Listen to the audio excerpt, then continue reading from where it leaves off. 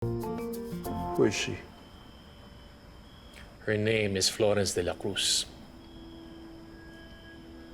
Do you remember the computer guy na gumawa ng approximation ng itsura ng baby mo if she happens to grow up? Siyempre, hindi ako naniwala nung sinabi ng computer graphics specialist na kaya i-approximate ang itsura ni Celestina if she grows up into a young woman by uploading her baby picture. Tingnan mo. That is the rendered picture. That is Celestina's baby picture. Malakas ang kutob po na this is your missing daughter, si Celestina. I believe that this girl is my granddaughter. I know you thought it was crazy, pero minsan nakita ko na siya sa Levante.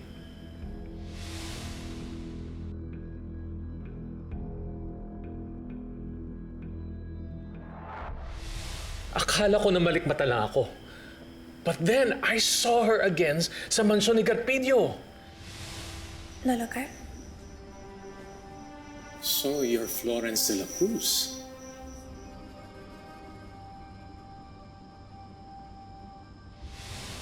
Since then, I have been curious, obsessed. Hindi na siya nawala sa paningin ko. Inhale na chicken bodies for life.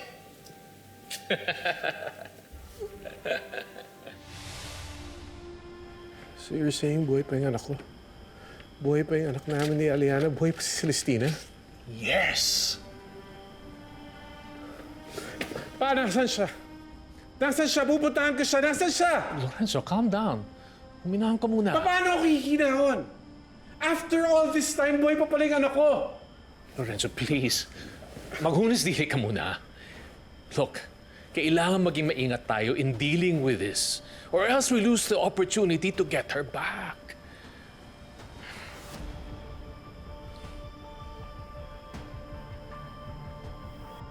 So, anong plano mo? Okay, everyone, make sure ha na mabuti, maayos at maganda ang paghihiwa ng mga gulay natin, lalong-lalo na ikaw.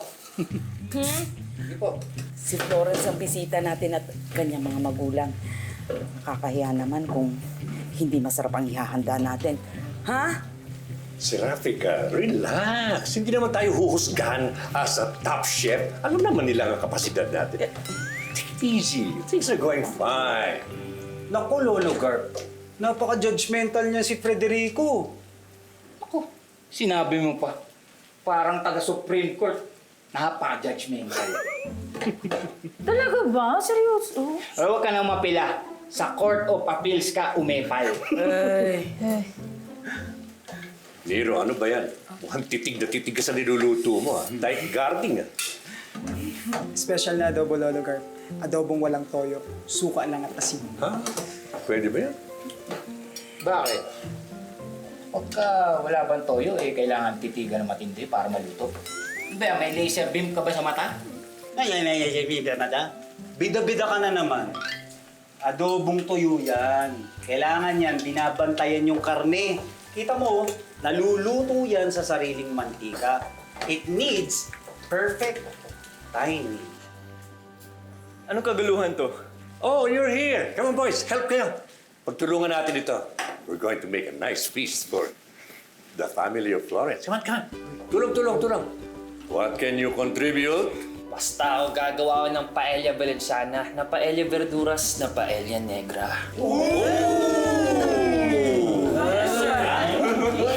Basta ako gagawa ko ng sushi. Bahala sa mango pa eh.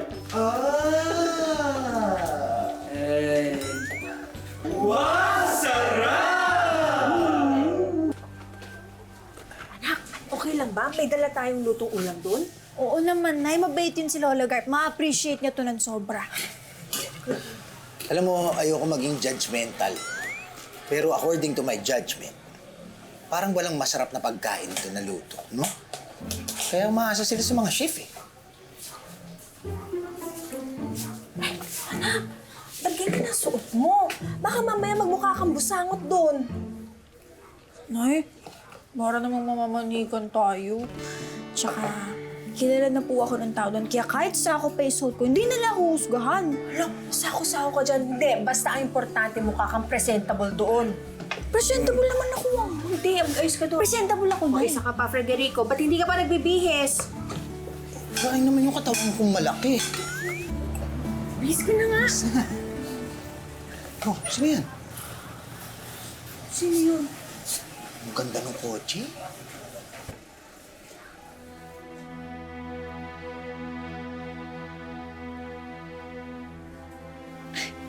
Lala Roger!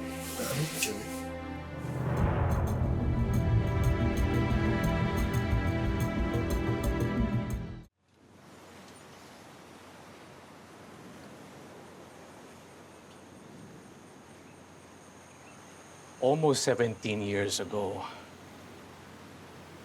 isang malaking krimen ang nangyari laban sa pamilya ko.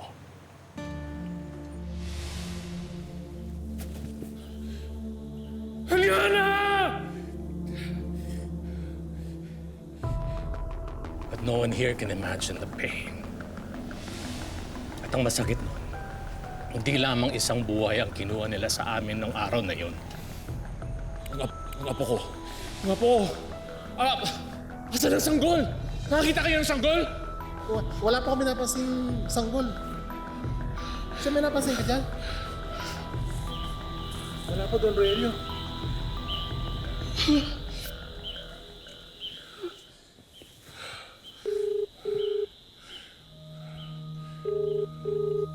Lorenzo! They found Aliana. She's gone. Si Celestina! Hindi nila mahanap. We never found her. Walang nakakita sa bata. So, everyone assumed na napatay ang apo ko. Nakasama na biktima si Celestina. But there was always a part of me na naniniwalang buhay pa ang apo ko. Everybody thought I was crazy. Even my own son thought that I was being unreasonable. Pero kahit ano pang sabihin ng nino man, yun ang pinaniniwalaan ko dahil yun ang sinasabi ng puso ko.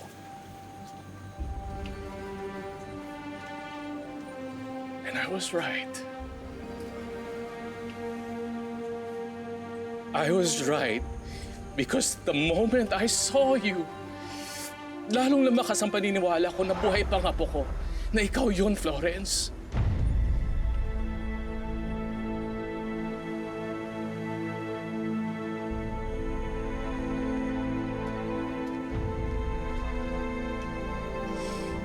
Ikaw ang nawawala kong apo. Ikaw si Celestina Almero.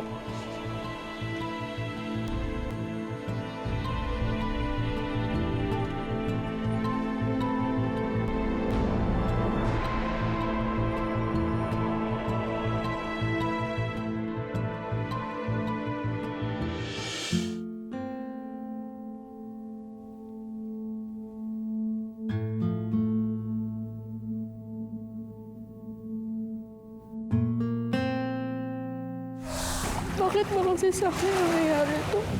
Okay naman ako eh. Masaya ako sa buhay namin ni nanay at tatay.